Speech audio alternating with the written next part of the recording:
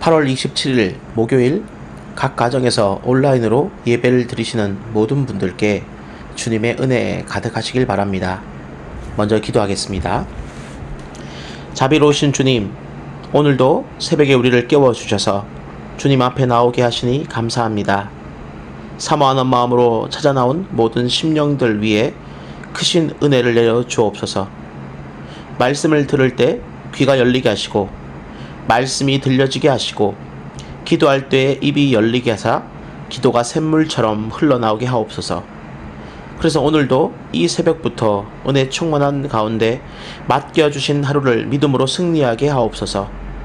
주여, 우리 대한민국 불쌍히 여겨 주옵소서. 포괄적 차별금지법을 비롯하여 하나님을 기쁘시게 하지 못하는 모든 법안들이 물러가게 하시고 우리나라의 하나님의 뜻이 이루어지게 하옵소서. 코로나 사태로 어려운 때에 국민 경제를 살려주시고 경제가 회복되게 하시며 어려운 가정들마다 살려주셔서 진정으로 먹이시고 입히시는 분이 우리 하나님이심을 고백하게 하옵소서. 대한민국의 교회들을 불쌍히 여기사 말씀과 예배가 회복되고 기도와 전도가 열리게 하시며 재정적으로 든든히 하사 넉넉히 견딜 힘을 주옵소서. 오늘도 우리 대전중앙의 이름으로 살아가는 모든 성도들을 축복합니다.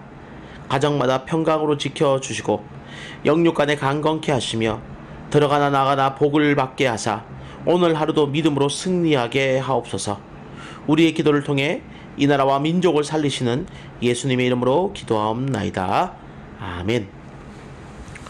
오늘 함께 나눌 말씀은 고린도전서 8장 8절부터 13절까지의 말씀입니다. 제가 봉독해 드리겠습니다. 음식은 우리를 하나님 앞에 내세우지 못하나니 우리가 먹지 않는다고 해서 더 못 사는 것도 아니고 먹는다고 해서 더 잘 사는 것도 아니니라. 그런즉 너희의 자유가 믿음이 약한 자들에게 걸려 넘어지게 하는 것이 되지 않도록 조심하라. 지식 있는 내가 우상의 집에 앉아 먹는 것을 누구든지 보면 그 믿음이 약한 자들의 양심이 담력을 얻어 우상의 재물을 먹게 되지 않겠느냐. 그러면 내 지식으로 그 믿음이 약한 자가 멸망하나니 그는 그리스도께서 위하여 죽으신 형제라. 이같이 너희가 형제에게 죄를 지어 그 약한 양심을 상하게 하는 것이 곧 그리스도에게 죄를 짓는 것이니라. 그러므로 만일 음식이 내 형제를 실족하게 한다면 나는 영원히 고기를 먹지 아니하여 내 형제를 실족하지 않게 하리라. 아멘. 오늘은 고린도전서 8장 8절부터 13절까지 말씀을 중심으로 음식은 우리를 하나님 앞에 세우지 못한다 라는 제목으로 함께 말씀을 나누겠습니다. 고린도전서 1장부터 6장에 이르기까지 고린도 교회의 여러가지 문제에 대해서 이야기를 한 사도 바울은 7장부터는 고린도 교회 성도들이 편지로 문의해온 신앙의 문제를 다루기 시작합니다. 결혼과 독신의 문제, 우상에게 제물로 바쳐진 고기를 먹는 문제, 예배시 예절 문제, 성만찬의 질서 문제, 영적인 은사들에 대한 문제, 부활에 대한 문제 등등이 바로 그것입니다. 이 중에서 오늘 우리가 살펴볼 고린도전서 8장은 고린도 교회 성도들의 두 번째 질문으로서 우상에게 제물로 바쳐진 음식을 그리스도인으로 과연 먹을 수 있는가? 라는 질문에 대한 답을 담고 있습니다. 하지만 설교를 위해서 8장을 여러 번 읽고 묵상하는 가운데 이런 의문이 생겼습니다. 고린도 교회 성도들은 왜 이런 질문을 했을까요? 이미 사도행전 15장 29절에서 예루살렘 공의회는 우상의 제물과 피와 목매어 죽인 것과 음행을 멀리하라고 결정했습니다. 그리고 이 결정은 과거 바울을 통해서 고린도 교회에 알려졌을 것이고, 따라서 고린도 교회 성도들이 이 결정사항을 알고 있다면 이런 질문은 결코 해서는 안 됩니다. 그럼에도 불구하고 우상의 제물과 관련된 질문은 던져졌고 고린도전서 8장에서부터 시작해서 10장에 이르기까지 3장에 걸쳐서 장황하게 기술되어 있습니다. 도대체 왜 그럴까요? 이 질문을 이해하려면 당시 고린도 교회의 상황에 대한 배경 이해가 필요합니다. 학자들의 연구에 의하면 당시 고린도를 포함한 그리스 지역에는 심한 기근이 있었다고 합니다. 그래서 고린도 사람들에게는 먹을 양식이 부족하였습니다. 게다가 고린도 교회의 다수를 차지하고 있던 사람들은 경제적으로 부유한 사람들이라기보다는 노예와 같은 하층민들이 주류를 이루고 있었습니다. 그래서 기근으로 인한 피해는 교회 안의 성도들이 제일 심하게 보고 있는 형편이었습니다. 그런데 이방 신전에서 제물로 바쳐진 고기의 경우 신전의 사제들이 일부 가져가고 나머지는 시장으로 나와서 판매가 되는데 그 가격이 일반적인 경우보다 많이 저렴했습니다. 또한 고린도의 부유한 상류층은 때때로 신전에서 제사를 드리고는 주변 사람들을 초청해서 제물로 바쳐진 고기를 공짜로 먹게 함으로써 자신의 너그러움을 자랑하고 싶어 했습니다. 그리고 이런 때가 바로 노예와 같은 어떤 부류의 사람들에게는 마음껏 음식을 먹을 수 있는 좋은 기회였습니다. 또한 고린도는 우상 숭배가 일상적인 도시였기 때문에 신전에서의 만찬은 우리로 말하자면 사교 모임, 친목 모임과 같은 것입니다. 따라서 이런 모임에 참석하지 않는다는 것은 교회를 제외한 모든 사회활동을 하지 않겠다는 의미를 지닙니다. 그래서 우상에게 바쳐진 제물과 관련된 문제는 고린도 교회 성도들의 삶과 밀접한 관계가 있는 간단치 않은 문제였습니다. 그렇다면 이 문제에 대한 고린도 교회 성도들 자체의 생각은 어떠했을까요? 1절은 말합니다. 우상의 제물에 대해서는 우리가 다 지식이 있다 하는 것입니다. 그리고 이 지식의 내용은 4절입니다. 그러므로 우상의 제물을 먹는 일에 대하여는 우리가 우상은 세상에 아무것도 아니며 또한 하나님은 한 분밖에 없는 줄 아노라 입니다. 그 결과 고린도 교회 성도들은 모든 것이 다 하나님이 창조하신 것이기 때문에 무엇이든지 먹을 수 있고, 따라서 우상에게 음식을 제물로 바치신 그 의식은 그 음식을 더럽힐 만한 아무런 힘도 발휘할 수 없다라는 결론에 이르렀습니다. 그래서 고린도 교회 성도들은 본인들이 우상을 전혀 믿지 않았고 하나님도 우상들에 대해 전혀 개의치 않으시기 때문에 아무런 문제 없이 친구들과 더불어 그 음식을 먹을 수 있다고 주장했습니다. 하지만 이런 지식은 고린도 교회의 성도들 모두에게 있는 것은 아니었습니다. 일부 성도들은 여전히 그런 음식을 먹는 것이 매우 잘못된 일이라고 느끼고 있었으며 양심의 심한 가책을 받고 있었습니다. 따라서 고린도 교회 안에서는 우상 제사의 음식을 먹느냐 그렇지 않느냐에 따른 분열도 있었습니다. 그리고 이 문제가 에베소에 있는 바울에게까지 전해지는 것으로 보아 이 문제로 인한 고린도 교회 성도들의 분열은 심각했던 것 같습니다. 그렇다면 우상에게 바쳐진 제물에 관련된 사도 바울의 답변은 무엇입니까? 1절 하반부입니다. 지식은 교만하게 하며 사랑은 덕을 세운다 입니다. 어떻게 보면 우상의 제물에 대한 질문의 대답으로는 적절치 않아 보입니다. 하지만 사도 바울은 고린도 교회 성도들이 이런 질문을 바울에게 보낸 그 이면의 의도를 파악하고 있었던 것 같습니다. 우상에게 바쳐진 제물을 먹을 수 있느냐 없느냐의 문제로 고린도 성도들이 두 부류로 나누어졌는데, 그 중에서 바울에게 이 질문을 보낸 쪽은 고린도전서 8장의 전체 전개를 보았을 때 먹을 수 있다는 주장을 한 쪽으로 보입니다. 그런데 이들이 바울에게 보낸 질문 속에는 지식에 연약하여 우상의 제물도 먹지 못하는 사람들보다 자신들이 지식적으로 우월함을 드러내고자 하는 그런 의도가 숨겨져 있었습니다. 우리는 저들보다 하나님에 대해서 아는 지식이 더 탁월하기 때문에 우상의 제물을 먹는 것과 같은 사소한 일은 초월한 지 오래입니다 하는 것이죠. 그래서 그들은 바울에게 자신들의 신앙을 인정받고자 하는 그런 욕구가 강했습니다. 하지만 여기에 대한 바울의 답변은 단호합니다. 2절이죠. 만일 누구든지 무엇을 아는 줄로 생각하면 아직도 마땅히 알 것을 알지 못하는 것이다 하는 겁니다. 곧 너희들이 우상의 제물과 관련된 모든 것을 안다고 생각하지만 아직도 제대로 모르고 있구나. 바로 이것이 사도 바울의 대답입니다. 모든 것을 다 아는 사람은 없습니다.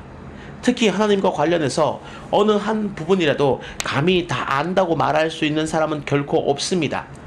다만 하나님을 사랑함으로 하나님만이 모든 것을 아신다는 겸손한 자세를 가진 사람만이 진정으로 하나님에 대해서 아는 사람입니다. 그래서 3절은 또 누구든지 하나님을 사랑하면 그 사람은 하나님도 알아주시느니라 라고 말합니다. 곧 내가 무엇인가를 안다는 것이 중요한 것이 아니라 하나님이 나를 알아주시는 것이 중요한데, 그러려면 우리는 하나님을 사랑해야 한다는 것입니다. 그리고 하나님을 사랑하는 사람은 남보다 뛰어난 지식을 자랑하기보다는 사랑으로 교회 공동체의 덕을 세우기 위해 힘쓸 것입니다. 또한 하나님을 사랑하는 사람은 교회 공동체 안에 연약한 지체를 위해서 자신의 자유를 절제할 것입니다. 이것이 진정으로 하나님을 사랑하는 사람입니다. 그리고 그 결과 분명 우상의 재물을 자유롭게 먹을 수 있지만 하나님을 사랑하고 교회 공동체를 사랑하는 마음으로 덕을 세우기 위해서 자신의 음식을 먹을 수 있는 바로 그 자유를 제한하는 것이 정말 진짜 지식을 갖춘 성도라는 것입니다. 바로 이것이 오늘 본문에 대해서 사도 바울이 내린 결론입니다.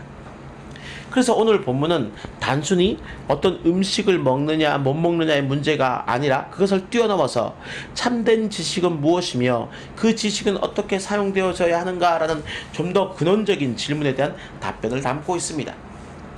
근데 이 지식 혹은 지혜에 대한 문제는 고린도전서를 시작하면서부터 바울이 끊임없이 제기한 중요한 주제입니다.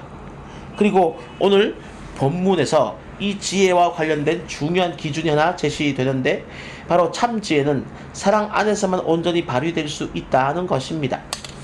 그래서 사도 바울은 이후 은사와 관련된 이야기를 하면서도 고린도전서 13장을 통해서 사랑을 이야기하고 모든 서신을 마치면서 고린도전서 16장 14절에서 너희의 모든 일을 사랑으로 행하라 라고 결론 내립니다.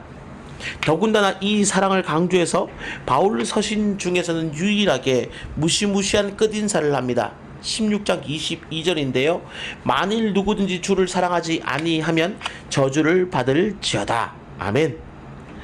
바울이 저주를 이야기하는 것은 다른 복음을 전하는 사람들에 대한 주장, 곧 갈라디아서의 말씀을 제외하면 본문이 유일합니다. 이 두 부분을 제외한다면 오히려 바울은 로마서 12장 14절에서 우리를 방해하는 자들까지도 축복하고 저주하지 말라라고 이야기했습니다. 이것이 일반적인 바울의 주장입니다. 그럼에도 불구하고 주를 사랑하지 않는 사람은 저주를 받으리라고 끝인사를 한다는 것은 그만큼 사랑의 중요성을 강조하는 것이라 볼 수 있습니다. 곧 우리는 모든 일을 사랑 안에서 할 수 있어야만 합니다. 이런 결론 아래 이 진리를 우리의 삶에 적용해 보겠습니다. 오늘 우리가 살펴본 주제는 현실의 삶에서도 충분히 적용됩니다. 오늘날도 본문이 이야기하는 우상의 재물 같은 문제는 여전히 발생하고 있기 때문입니다. 특히 한국 사회에서는 제사가 중요한 삶의 일부분이기 때문입니다. 그렇다면 오늘날 믿는 성도들은 우상의 재물에 대해서 어떻게 행동해야 할까요? 먼저 우상 숭배의 자리에는 분명 참석하지 않는 것이 바람직한 성도의 자세입니다. 그리고 음식에 있어서는 성도에게 제사를 지낸 음식이라고 하여도 그것을 먹는데 별반 문제될 것은 없습니다. 다만 자신의 양심에 꺼리낌이 있거나 주변에 신앙이 연약한 사람들을 실족해 할 위험성이 있다면 자유를 제한하고 그 음식을 먹지 않는 것이 유익합니다. 그리고 이것은 내 가족의 제사뿐만 아니라 주위 사람들의 어떤 고사 음식과 같은 경우에도 동일한 방식으로 적용될 수 있습니다. 음식을 마음대로 먹을 수 있지만 누군가가 내가 성도인 것을 알고 음식을 먹음으로 인해 꺼리낌이 된다면 먹지 않는 것이 바람직합니다. 또한 이 공식을 좀 더 확대해서 술, 담배의 문제에 적용해 본다면 술, 담배를 하는 것이 우리의 구원에 영향을 미치는 것은 분명 아닙니다. 하지만 한국 사회에서 또 교회에서 술, 담배는 교회와는 거리가 먼 것이라는 인식이 오래전부터 널리 퍼져 있습니다. 따라서 성도 중에 누군가가 술, 담배를 한다면 그 모습을 보고 또 다른 누군가는 분명 실족하게 될 것입니다. 그러므로 성도라면 술, 담배를 하지 않는 것이 오늘의 말씀을 자신의 삶에 적용하는 지혜로운 자세입니다. 더군다나 우리의 몸이 그리스도의 지체요 성령의 전이기 때문에 건강을 해치는 술, 담배를 하는 것은 성전된 몸을 더럽히는 행위가 됨으로써 더더욱 하지 말아야 할 것입니다. 이 외에도 삶에서 문제가 되는 일들을 일일이 다 언급하지는 못하지만 우리는 오늘 배운 원리, 우리 공동체의 덕을 세우는 그 일을 하면서 사랑 안에서 진리를 행하라는 바로 이 성경의 가르침을 깊이 마음에 새겨서 삶 가운데 적용할 수 있다면 그때 우리는 비로소 충분히 모든 일에서 참으로 지혜로운 성도가 될 수 있을 것입니다. 결론을 내립니다. 우리 성도들은 분명 복음 안에서 놀라운 자유를 누립니다. 그리고 기독교에 대한 이해가 성장할수록 그 자유도 커집니다. 하지만 우리의 자유로 인해 다른 사람들이 실족하고 범죄하게 된다면 그 자유를 희생하는 것이 또한 바른 성도의 자세입니다. 왜냐하면 우리가 다른 사람들, 특히 믿음이 연약한 성도들을 범죄하게 한다면 그것은 그리스도께 범죄하는 것이기 때문입니다. 따라서 우리는 그리스도 안에서 연약한 형제 자매들을 의식해야 하며 그들이 실족할 정도로 우리의 자유를 행사해서는 안 됩니다. 또한 아직 믿음이 연약한 이들은 복음 안에서 더 많은 자유를 누릴 수 있도록 항상 진리를 더 많이 이해하고자 노력해야 합니다. 그리고 나보다 복음 안에서 더 많은 자유를 누리는 이들을 정죄하지 않도록 조심해야 합니다.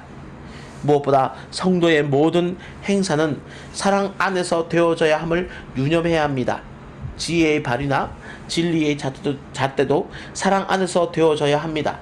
왜냐하면 우리가 섬기는 하나님이 바로 사랑이시기 때문입니다.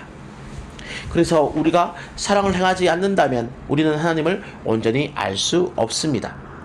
더군다나 바울은 분명히 말합니다. 하나님을 사랑하면, 그래서 그 결과로 이웃까지도 온전히 사랑하면 그 사람을 하나님도 알아주신다는 것입니다.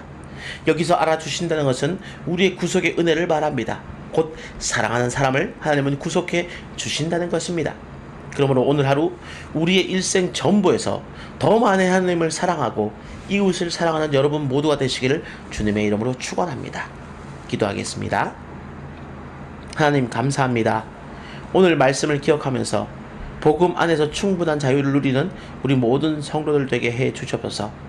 또한 그 믿음이 한층 더 성숙해서 타인을 위해 자신의 자유를 희생하는 주님 닮은 사랑의 성도가 되게 하옵소서. 우리 교회 모든 성도들이 이 같은 믿음의 분량까지 자라서 온전한 사랑의 공동체, 한몸 공동체가 될 수 있도록 주님 축복해 주시옵소서. 특별히 이 코로나의 시대 가운데 여러 가지 분열의 요소들, 다툼의 요소들이 있을 때 오늘의 말씀을 기억하면서 사랑 안에서 우리가 참된 진리의 일들을 행할 수 있는 모든 일들이 넘치게 하시고, 또 그로 말미암아서 우리 교회가 우리 교회 안으로도 또 밖으로도 정말 빛과 소금의 역할을 잘 감당하는 거룩한 주님의 공동체, 아버지 한몸 공동체가 될 수 있도록 은혜 베풀어 주시옵소서. 예수님의 이름으로 기도합니다. 아멘. 매주 목요일은 특별히 전도 및 선교 사명을 위해서 기도하는 날입니다. 그러므로 이 시간 기도하실 때 주여 우리 위에 아버지의 마음을 부어주사 많은 영혼을 구원하게 하옵소서. 우리 교회가 돕고 있는 파송 및 후원 선교사들의 가정과 사역 위에 은혜를 내려 주옵소서. 전도와 선교의 사명을 감당할 수 있도록 성령으로 기름 부어 주옵소서라고 기도해 주시기 바랍니다. 그리고 계속해서 담임 목사님을 위해서 기도해 주시고 온 교회가 성령으로 충만한 가운데 부흥의 역사를 이루게 해달라라고 기도해 주시길 바랍니다. 이처럼 기도와 선교의 사명을 위해서 합심으로 기도하신 후에 자유롭게 기도하시면 되겠습니다. 기도하겠습니다.